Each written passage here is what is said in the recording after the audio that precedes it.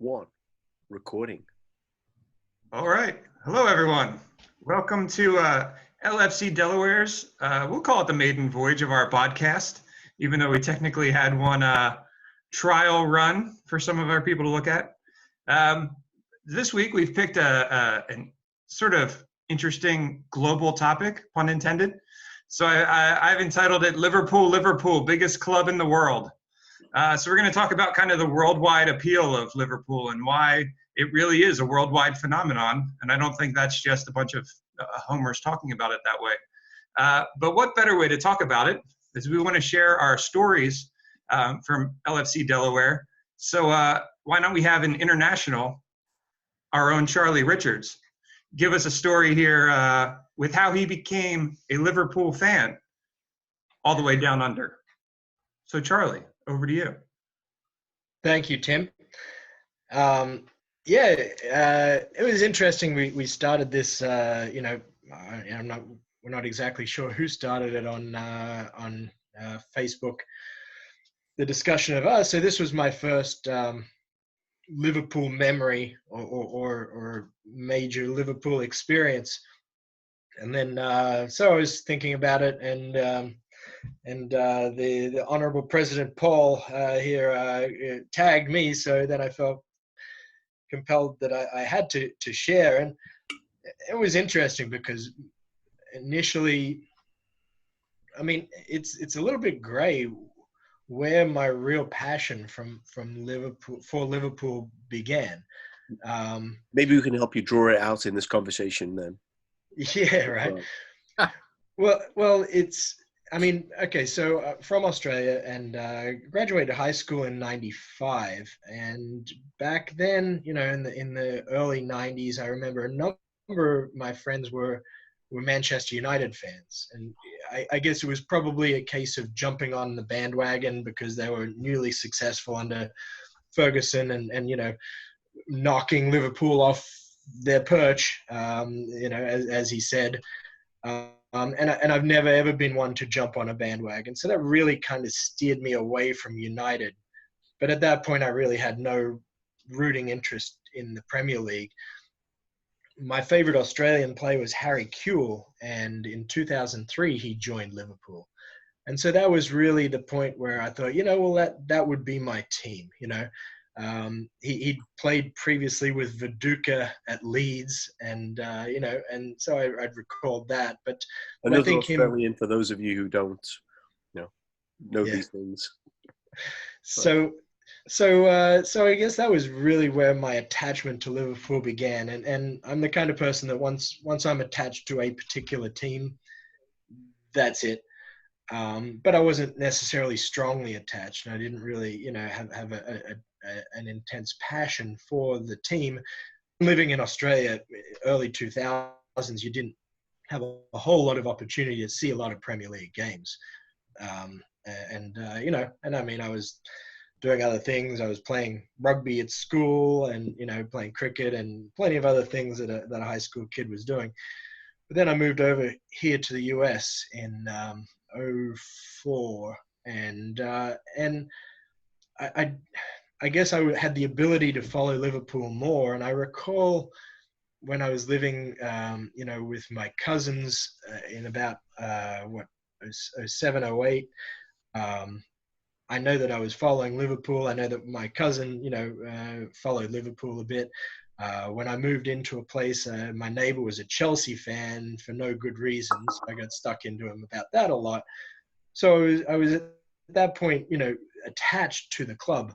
But my first real momentous occasion, the first real vivid memory I have of being passionate about Liverpool was in 2014, in April, I believe April, we played Manchester City at Anfield under Rodgers.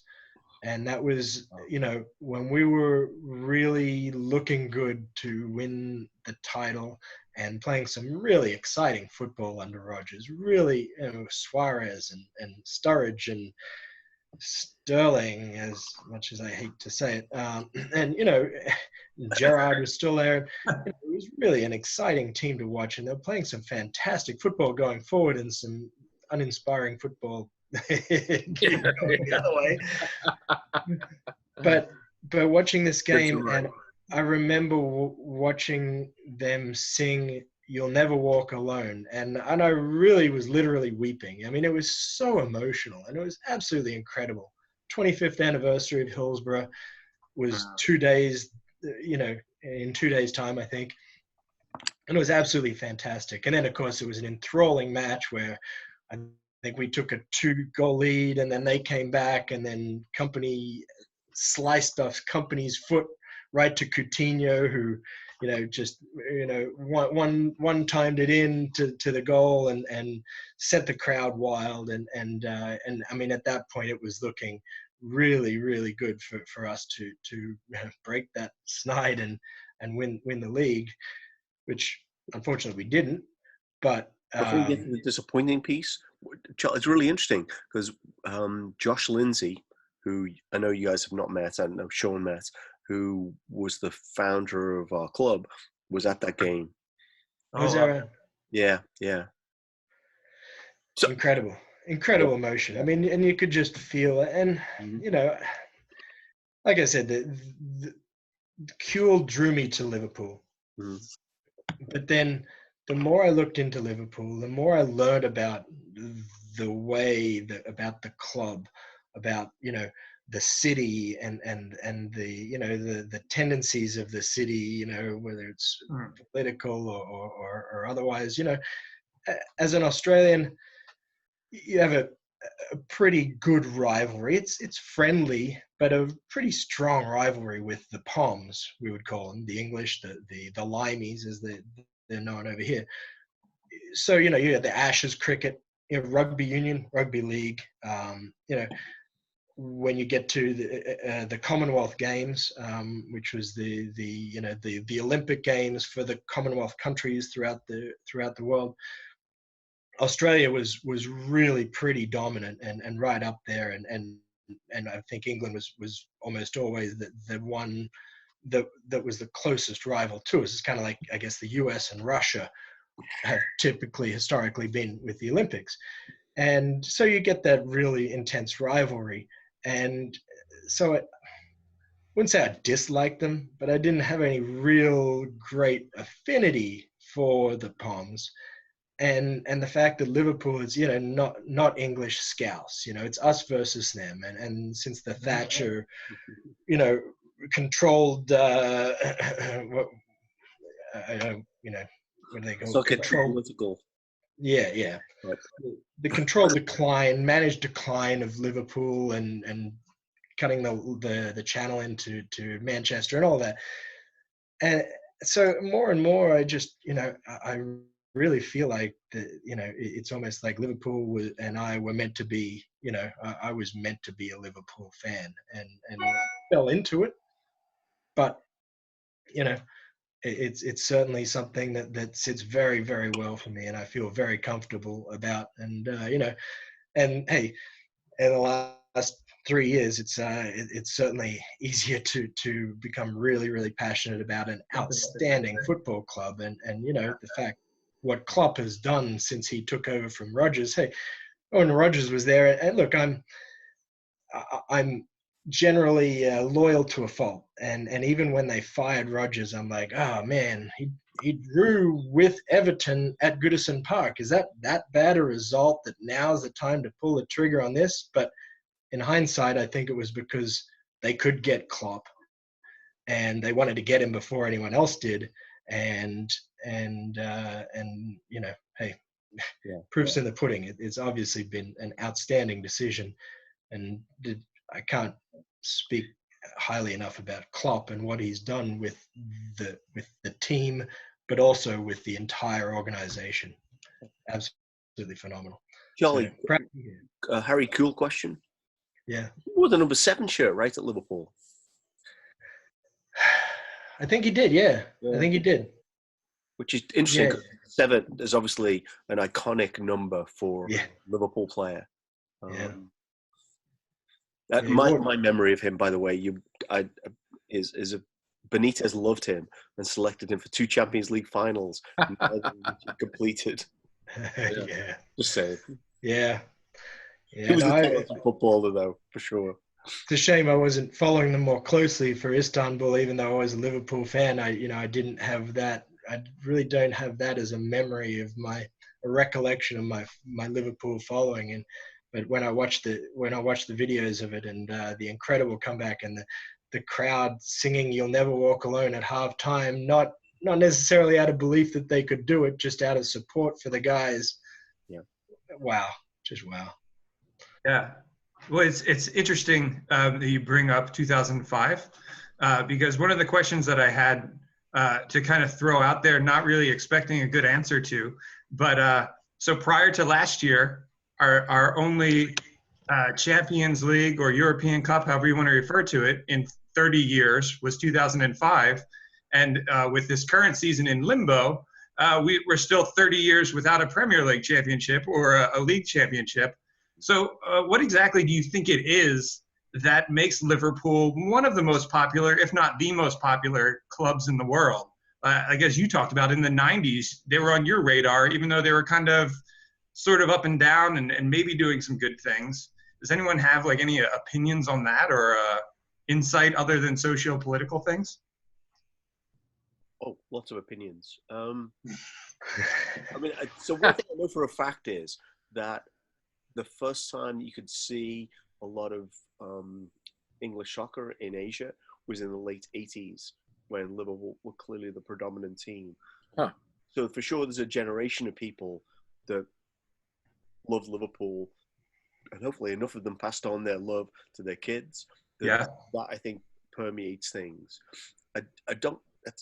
We can talk about different geographies, which I know you probably want to go on to, but I think that is a big factor. I do remember one of the tours with Gerrard did. They sold out stadiums in, I don't know, places like Thailand and I can't remember where else, but like they had full stadiums when Gerrard was there touring in like 2012, 2013.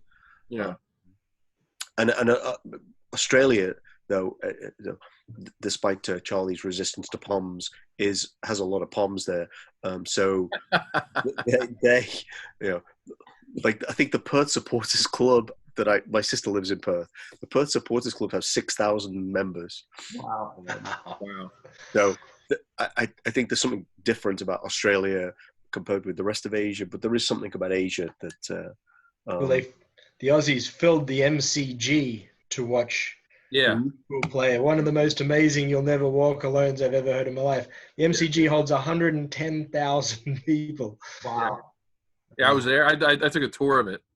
It's interesting. I was the only person that knew nothing about cricket. It's an acquired taste. MCG, for those of you who don't know, is the Melbourne Cricket Ground, right? It's the largest stadium in the Southern Hemisphere, I think, right? Yeah. It is, Yeah, it's a big place. Yeah. Yeah, incredible. Pretty cool. Incredible. It was an awesome tour. Yeah. If you haven't checked out the YouTube video of the "You'll Never Walk Alone" at MCG, it really goosebumps. So amazing. Yeah, but I mean, hey, and then you talk about I'm not sure. Can't speak to how Liverpool has infected this many people, but the videos that they released for the Champions League final last year and around the world, and we got an honorable mention. I thought that was really cool, but my God, I mean, Indonesia looked like it was on fire, and there are these just enormous crowds in these places. You're like Iran, like really? Okay. Absolutely amazing the following we have. And I mean, hey, I was in Spain for that, although I didn't get to the stadium. You were in Madrid, right? I was in Madrid. Didn't get to the Wanda stadium, but Pete Gaskell and I wandered around, and we went by the Triskel Tavern, which is where the Madrid Reds are based, and met a bunch of them, and and they were mad about, absolutely crazy for Liverpool, and all these people, just 100,000 people descending on Madrid, and just the atmosphere throughout the whole city for that whole weekend was absolutely incredible. just absolutely incredible. It was a shame I didn't get to the stadium, but I certainly didn't miss out because Right. it was just an amazing experience. You've provided me with the best segue I could ask for, because one of the other things I wanted to ask is like certainly like the social media has made the LFC family much easier to connect with. I was wondering if any of you guys have like particular supporters clubs that you follow on social media, or maybe you've seen things about that have impressed you. For me, the only two that I've ever interacted with are Baltimore and New York. I've been to both for games. Baltimore a few times, but we went as a group for the Man City game a couple of years ago. Paul, we took the train down. Yeah. It was a great time. Liverpool. That was a great. That was the game where Salah scored that unbelievable goal where Ederson made a mistake. He went to kick it out and it went right to Salah and he scored from like almost midfield. That was a lot of fun. I probably drank too much that day. We didn't have anything to eat because the pub was so crowded. It was tough to get food. I can believe. Where are they based? They're based at Fells Point, Fells Landing there. So it's like closer to Canton. Yeah, Smaltimore is their bar. Smaltimore. Smaltimore. Okay. Yeah, Smaltimore. And they're a great group. And I had been to a couple of their couple games at their pub even before I moved to Delaware in 2012. I think they used to be in Federal Hill, and then they moved up to Canton, if I'm not mistaken. Sounds about right. But so it was, and then in New York, I had a friend that used to live in Stuyvesant Town on the east side, and I would go to the I think it's the 10th. Is it the 10th Street pub? 11th Street bar. Yeah, it's in Alphabet City. Yeah, it's before Carragher's opened. I've still never been to Carragher's, but went there for a few matches, and I remember going there, and it was never overly crowded. And then when after Klopp came to the club, I remember going there for a match after that, and you couldn't get in, so they opened up another bar around the corner to get in. But so that was interesting.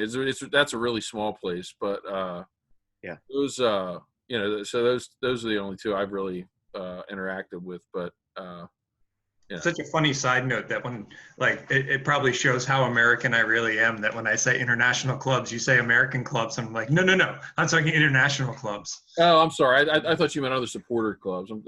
My bad. It turns out we are an international club because we don't actually live in Liverpool. Yeah. You're on. I'm off. That's all. Have you guys ever watched any of the clips that the Oman Reds post? No. Who are Oman, just off of Saudi Arabia. They post for almost all matches on Instagram and I think on Twitter as well. They put a camera right underneath the TV where they're all watching. And so they just post the video of anytime Liverpool score a goal and the entire bar erupts and guys run over and hug each other and things like that. And I always think, well, that's a really great idea. That's showing some support there. We could do that when the coronavirus is passed. That's yeah. Once we no longer have to be socially distant. Yep. I think Brian does that anyway, right? We get a Steven Gerrard kiss the camera effect. Yeah. The camera's now cloudy. Another one that I thought was funny that I have friended on the LFC Delaware Twitter, not really thinking about the fact that they tweet in Japanese, is a supporters club from Japan. Yeah. But that was a result of when we signed Minamino. There had been a lot of talk going around about this is just an FSG ploy to get more Asian fans to support Liverpool. So that's why we're signing an Asian player. And I had actually seen a post that someone else liked on the Twitter feed, and it was from the Japan club saying, "We've been red for years. Where are you guys been?" So have you guys, have you talked at all about that? Like, do you think there is some grand scheme by the overlords in Boston to bring internationals in, or do you think we're international enough and maybe they're just trying to give representation to some fans that have already been here for years. Well, yeah, we touched on this earlier, but surely that wasn't a decisive factor in signing the guy. I mean, we played him twice in the Champions League, and by all reports, a bunch of the players coming off the field said to Klopp, this Minamino guy works hard. He works every minute of being on the field. But having said that, once it was determined that he was a good fit and a Klopp-style player, I'm sure that was just an extra bonus, a cherry on the top. Right. This isn't why we'll sign him, but it worked out kind of thing. And Kagawa, I think, is a player who played for Klopp in Germany. Yeah. And had apparently talked to Minamino and sang all kinds of praises of Jurgen Klopp. So that, so obviously it was, probably wasn't a hard sell anyway, But I know when we played against him in the Champions League, he stuck out to me before we were in link to signing him. It's just like you said, his work rate, he was all over the place. So it just it seemed like it would be a good fit. It might take time for him to adapt, but I think it feels like that's the reason for signing. And we talked about this before we started, but I think if Liverpool were solely interested in let's get players from emerging markets or growing markets, then Pulisic would have been on our list, and it doesn't appear that he was. You said, Sean, about Gundogan as well. There's Aubameyang. All these people have great relationships with Klopp. If it was about expanding our market in different countries, then they seem obvious players to have signed. But right. So again, segues are fantastic. So I thought it might be a fun thing to do, just to close things out, to take a little tour around the world. We've already talked about players from Australia. We've talked about players from Japan. Maybe we'll hit each of the major continents. Sorry, Antarctica excluded. But talk about either your favorite player for Liverpool from that continent, or perhaps even someone from that continent who you'd like to see as a Red. We've just talked about Asia, and strangely enough, if you didn't know, Takumi Minamino is the first Asian player to ever play for Liverpool Football Club. So in terms of players that have played for Liverpool, that would be your one choice. Does anyone else have any other players? We'll go with the whole Pacific theater there of Asia, Australia, and Oceania. Any players on your radar from that area? I can't think of any from Australia. I haven't got any. I can't think of any from Australia, and I was trying to rack my brain and think of the kid who played quite well in the last World Cup in a losing cause for Australia. Was picked up by Manchester City and is within the developmental ranks of Manchester City, if there is such a thing. Cannot think of his name, but he was a pretty exciting attacking player.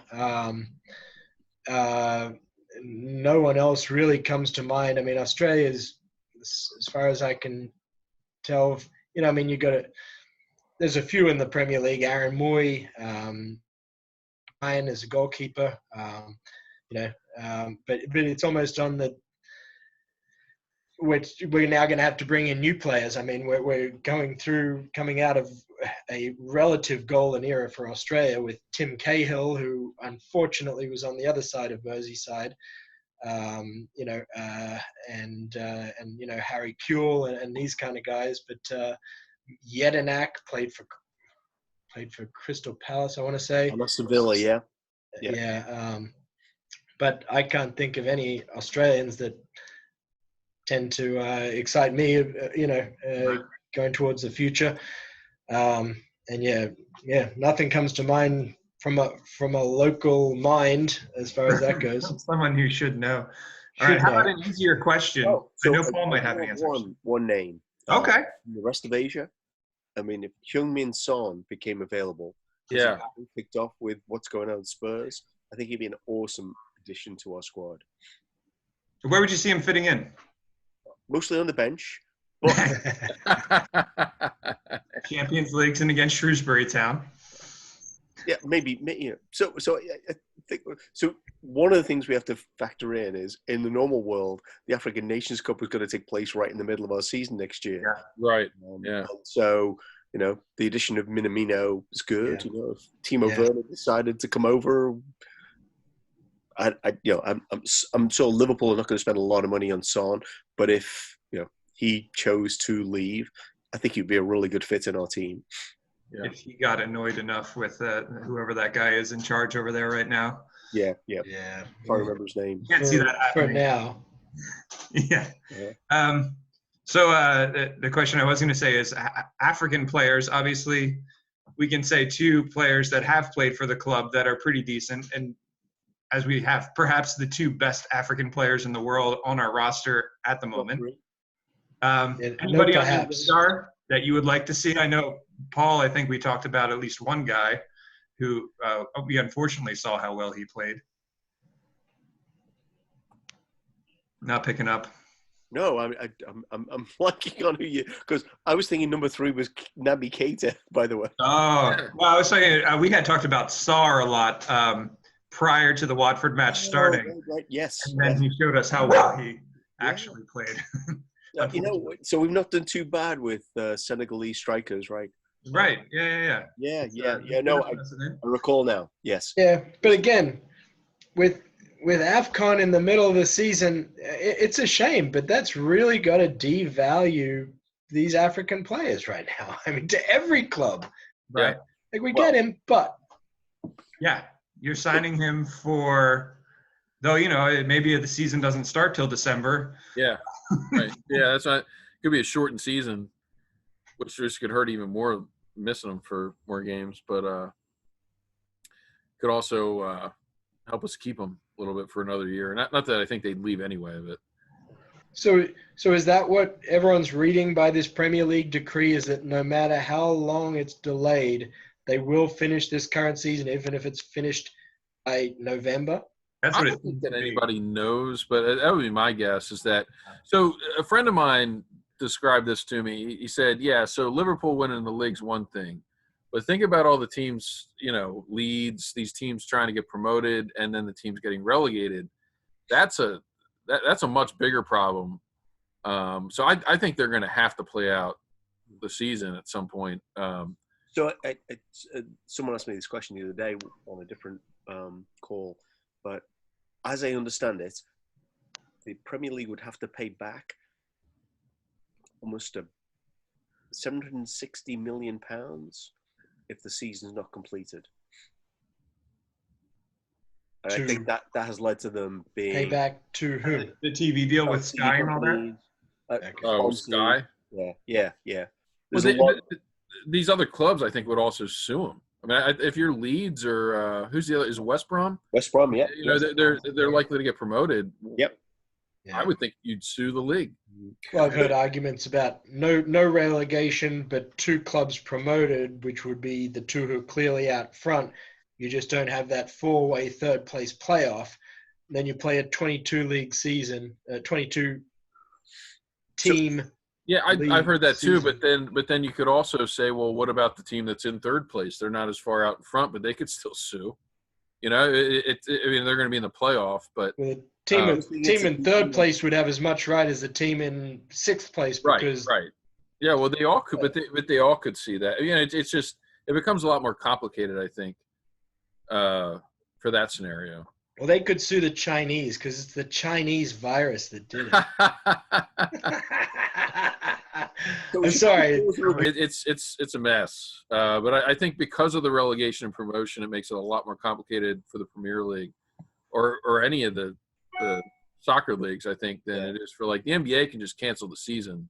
So what I should say is, whilst we don't support anybody calling the coronavirus by an alternative name, should say that first. The other thing is that the Athletic reports that the Premier League, having looked at what it would cost them to abandon the season, have decided we can't abandon the season. So yeah, okay. Yeah. So, but they could shorten the next season. And the thing, I don't know how they do that because you wouldn't have an uneven number of games against other clubs. You could, I guess they're postponing the Euros to 2021, so they got to finish up before the Euros. You would think. So I don't know how they do that. Maybe they just don't have the League Cup and the FA Cup. I don't know. How do you get the games in? So I think the two things. One is the Euros don't ever have to happen, actually. And I think them saying we're going to in 2021 is just hinders planning. The other is they could renegotiate the way the TV money's done for next season, whereas right now they can't renegotiate how the TV money's done for 2019. Yeah. Well, one, and hey, all conjecture, but one opinion I read was, okay, the first domestic cup to go is the EFL trophy, so that'd be scrapped for next year. Yeah. And if the current season doesn't get finished until late, like November, December of this year, they then have one game against every team, and you'd have to randomize whether it were home or away for each team, and mix that in with the FA Cup and do that. But geez, it gets so messy when you're also trying to tie in the European competitions and placings for that. And Jesus, how can you not finalize placings for that until December? Like, how does that work? I think it's all conjecture at this point, actually, about what might happen. But the one thing they've said is the season's going to finish, and they've not put a time limit on it. Yeah. Now, on a similar point, one of the few notes I had here, what's everyone's feelings about, from a selfish Liverpool perspective, is now a good time or a bad time to have a break of a month or 2 months or whatever it is? I don't think it really matters. We're going to win the league either way. I think everybody recognizes that. We're so far out in advance. I would say it's not a good time, because I feel like anytime we have an extended break, we come back flat. That's what happens a lot in these winter breaks. I think Klopp's teams tend to play on kind of a rhythm. I don't think it's a good time, but at the same time, there's no way we would not win the league if they played the season out. I think everybody recognizes that. So I'm feeling pretty good about winning 2 games in 9. I think would be my. Well, assuming City doesn't lose one. I can't imagine them not awarding Liverpool the title. Now, that doesn't mean that all the other rival clubs will say it's not legitimate and all this other stuff. But I just can't imagine that they wouldn't do that. We're so far out. It's not a competitive race. All right, Tim. Timmy's dog does not like it. Dog fights over here. It's a big deal. Oh, good. Your face was cracking me up. So I guess that's as good a time as any is to say our next episode will be featuring some popular disagreements on social media, such as should the season end or not end. I'm sure we'll find some other things between now and then. But that's about the time we've allotted for our first episode. So I'd like to thank our illustrious panel, who I did not introduce in my first misstep, LFC DelawarePodcast, Charlie Richards, El Presidente Paul Gaskell, and Sean O'Neill, coming from Newark-ish? Yeah, Newark. Close enough. Yeah. And I'm Timmy K. There we go. So you've got at least 50% Delaware in the LFC Delaware podcast. Thank you, Tim. Hung in this long. Thank you for hanging in this long, and we'll get better as it goes, for sure. No guarantees. Good night, everybody. Good night.